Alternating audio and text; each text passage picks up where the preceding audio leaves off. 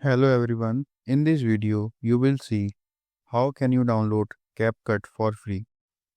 So for downloading it, open Google Chrome and then search here CapCut PC and then go to this link CapCut for Windows.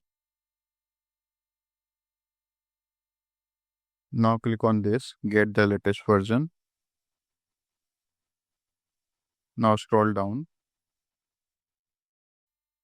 and just wait. Now click on this download. So here you can see downloading has been started. So just wait. It will take a few minutes according to your internet speed. So as I have already installed it, so I'm cancelling it. So after installing, double click it. So now click on install now. So as the CapCut is already running in the background, so you can install it from here. So this is the interface of the CapCut. So you can create a project by clicking here.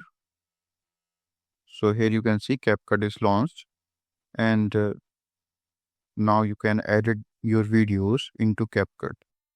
So I hope this video is helpful for you. If you found this video helpful, please do like, share and subscribe. And thanks for watching.